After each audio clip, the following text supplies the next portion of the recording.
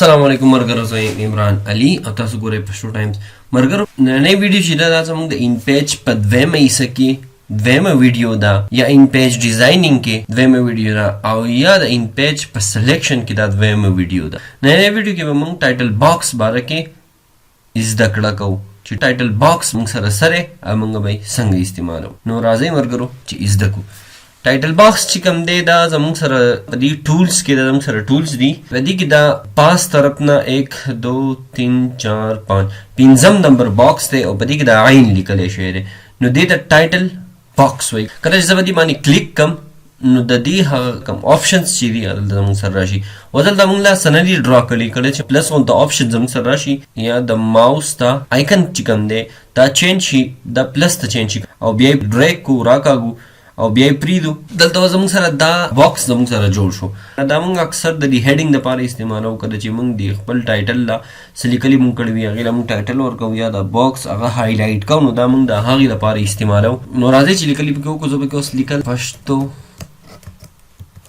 ټایمز. دلته پکې ما پښتو ټایمز ولیکو. اوس دا لیکل ما کړي دي او دا باکس چې کوم دی د دې نه تاو دی. دا باکس ته دی لږ غټ دی، نو زه غواړم چې دا لږ وړوکی کړم. نو دا به زه د دې ځای نه داسې لږ ونیسم، دا به زما سره وړوکی شي، د بره طرف نه به هم وړوکی شي. یو ټایټل ما دا لیکلی دی، زه یم چې دا په پرنټ کې زما سره راشي. نو داسې به دا زما سره پرنټ کې نه راوځي.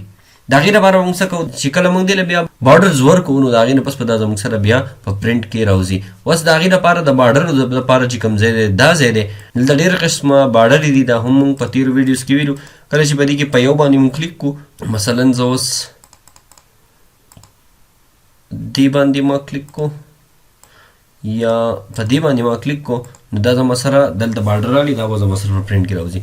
دا باکس چې کوم دی کله چې موږ وایو د دې باډرې یا څه چینجینګ به یې کول غواړو، نو کله چې د دې په دې باډر باندې موږ کلیک کوو نو دا موږ سره سلیکټ شي، دا نښې راشي. کله چې زه دا په دې باندې دوباره کلیک کړم نو دا زما سره ډي سلیکټ شي، او چې کله په دې باډر باندې کلیک کړم نو دا زما سره سلیکټ شي. اوس چې کله دوباره کلیک کړم دا زما سره ډي سلیکټ شو. او اوس چې کله پکې چینجینګ کول غواړم نو د هغې لپاره به دې باډر باندې بیا کلیک کړم نو دا زما سره بیا دوباره سلیکټ شي. دا زما سره اوس دلته سلیکټ شو. اوس زه غواړم چې د دې باډر دا سایز چې کوم دی دا غټ کم، دا وړوکی دی، نری دی، یا پینډ لګول غواړم. کیبورډ نه مې 7 ولیکو او انټر مې دباو کړو. د دې دا باډرز چې کوم دي تاسو ولیدل دا زما سره غټ شول. اوس د دې باډرز کې بیا مختلف ډېر شی نور آپشن دي. یو پکې دا دی، دا دی پکې دا قسم باډر دی پکې، بیا پکې دا دی، مختلف پکې ډېر شی، او 12-13 باډرز دی پکې، دا باډر دی پکې یو.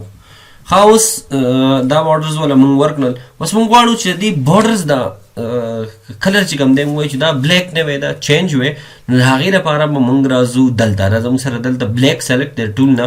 کله چې زه به ګرې باندې کلیک کړم دا زما سره کلر چینج شو، ولې ما سلیکټ کړی نه و. کله چې زه په دې باندې کلیک کړم دا زما سره سلیکټ شي. اوس دلته رالم په ګرې باندې ما کلیک کړو نو دا کلر چې کوم دی د باډر دا زما سره دا په ګرې زموږ سره دا په ګرې کلر کې شو. ښه اوس زه غواړم چې ریډ کلر ورکړم نو په ریډ کلر کې به شي دا. کله چې بیا زه غواړم په یلو کې نو په یلو کلر کې غواړم نو دا زما سره په یلو کلر کې شي. او کله چې زه غواړم چې په بلو کې شي نو دا باډرز چې کوم دي دا زما سره په بلو کلر کې شي. او کله چې زه غواړم په میجنټا کلر کې شي نو دا باډرز به زما سره په میجنټا کلر کې شي، او دا زما سره په میجنټا کلر کې راغلل.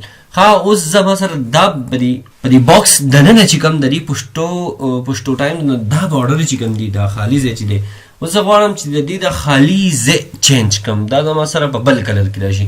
نو د هغې لپاره بیا موږ دلته چې کوم دا زموږ سره د دې ځای نه به موږ باډر چینج کوو، دا نښه د باډرو ده، او دې ځای نه بیا موږ د دې بیکګراؤنډ دا کلر چینج کوو.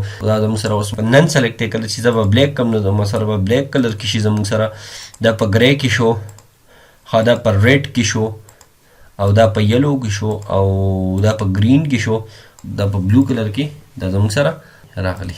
دې له موږ د هیچ پیټرنز هم ورکولی شو. دلته مختلف پیټرنز دي، کوم قسم چې ستاسو خوښ یې هغه هم ورکولی شئ.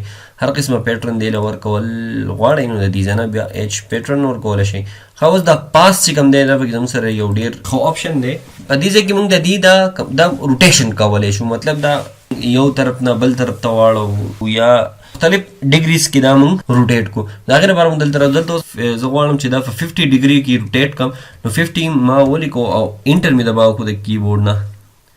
لاول به دا سلیکټ کړم او 50 به ولیکم او بیا به انټر دباو کوم نو دا زما سره په 50 ډیګري کې دا روټیټ شي.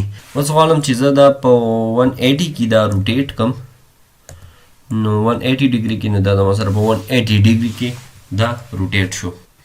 زه غواړم چې دا 360 ډیګري کې دا روټیټ کم نو دا زما سره واپس خپل ځای ته راشي.